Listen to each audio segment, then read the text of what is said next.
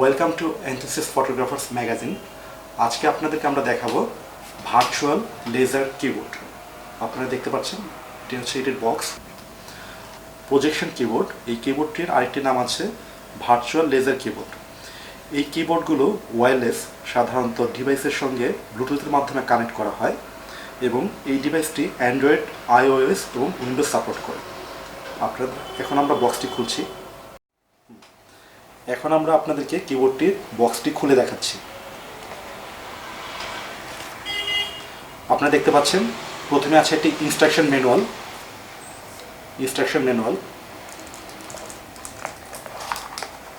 তারপরে কিবোর্ডটি,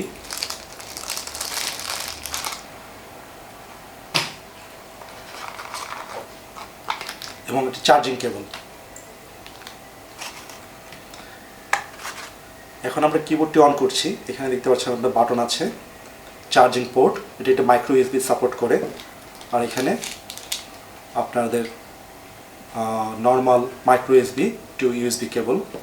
আমরা যদি এখন কিবোর্ডটি চার্জ করে দেখছি এটি চার্জ আছে কিনা। পাওয়ার ব্যাংকের সাথে কানেক্ট করছি। দেখছেন আপনারা কিবোর্ডটি চার্জ হচ্ছে। এখন আমরা এটি অন করব।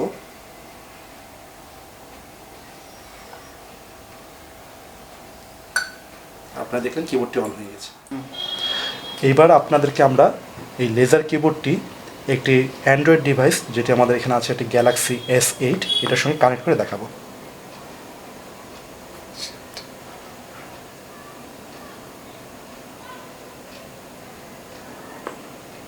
প্রথমে আমাদেরকে ব্লুটুথ অপশনে যেতে হবে।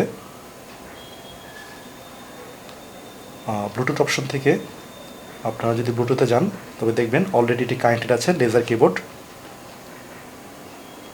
এখন আমরা যাচ্ছি মেসেঞ্জার অপশনে, নিউ মেসেজ। আমরা এখানে একটি মেসেজ লিখব। আপনি দেখতে পাচ্ছেন আমরা এখান থেকে মেসেজ লিখছি।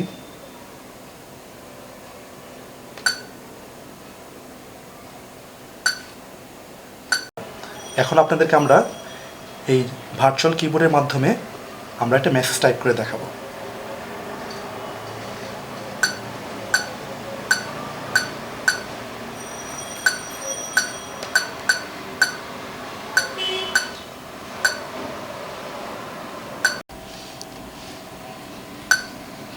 আপনারা দেখতে পাচ্ছেন এই কিবোর্ডটি দিয়ে টাইপ করা খুবই সহজ কম্পেয়ার টু আপনার অ্যান্ড্রয়েডের অনস্ক্রিন কিবোর্ড।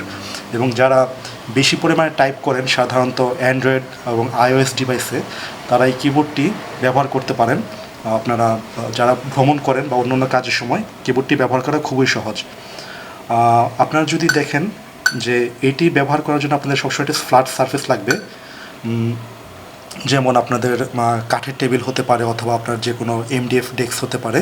তবে এই কিবোর্ডটি গ্লাস সারফেসে ব্যবহার করা একটু কঠিন, কারণ রিফ্লেকটিভ সারফেসে এটার প্রজেকশনটা ঠিকমতো কাজ করে না।